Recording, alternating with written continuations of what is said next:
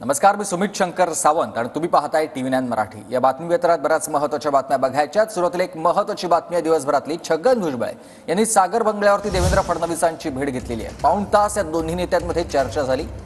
नाराज भुजबळांनी देवेंद्र फडणवीसांची भेट घेतलेली आहे आणि थोड्याच वेळात छगन भुजबळ यांची एक पत्रकार परिषद देखील आयोजित करण्यात आली आहे। भुजबळ नेमकी कोणती भूमिका मांडणार याकडे सगळ्यांचं लक्ष लागलेलं आहे।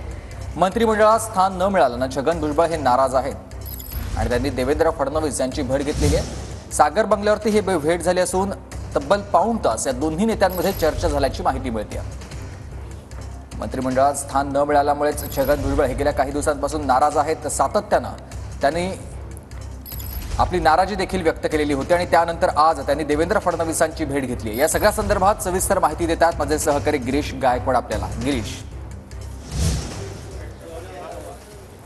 नक्कीच आपण पाहतोय आता छगन भुजबळ यांची अवघ्या काही वेळात पत्रकार परिषद सुरू होते। मी माझा कॅमेरामॅन संतोष कदमलाही सांगेल की सगळी दृश्य दाखवावी। बघा, पत्रकार परिषदेची सुरुवात झालेली आहे। या ठिकाणी कॅमेरे लागलेले आहेत आणि जवळपास सर्व प्रसार माध्यमं जी आहेत ती आता छगन भुजबळ यांच्या बंगल्यावरती दाखल झालेले आहेत। YB चव्हाणच्या बाजूला छगन भुजबळ यांचा निवासस्थान आहे, शासकीय निवासस्थान आहे आणि आपण पाहतोय या ठिकाणी आता अवघ्या काही वेळामध्ये छगन भुजबळ बाहेर येतील आणि आपली भूमिका या ठिकाणी मांडणारे। महत्त्वाच्या घडामोडी घडत आहेत, त्यांना मंत्रिमंडळामध्ये स्थान मिळालेलं नाही आहे, त्यामुळे त्यांची नेमकी भूमिका काय असणार आहे पाहणं महत्त्वाचं ठरणार आहे। यापूर्वीच त्यांनी म्हटलेलं आहे की संपूर्ण देशभरामध्ये फिरणार, एल्गार पेटवणार आणि त्यासोबतच ओबीसींच्या नेतृत्वासाठी, ओबीसींच्या मागण्यांसाठी आपण ठिकठिकाणी जाणार असल्याचं सुद्धा त्यांनी केलं होतं आणि त्यामुळे नेमकी आता त्यांची भूमिका काय असणार आहे, महायुतीतच असणार की इतर पक्षामध्ये जाणार आहे की महायुतीमध्ये राहूनच ते ओबीसींच्या न्याय हक्कासाठी झटणार आहेत, हे पाहणं सुद्धा तितकंच महत्त्वाचं ठरेल। आणि अवघ्या काही वेळामध्ये छगन भुजबळ ज्यावेळी इथे येतील त्यावेळी प्रसार माध्यमांना नेमकं ते काय संबोधित करणार आहे पाहणं महत्त्वाचं ठरेल। सुमित,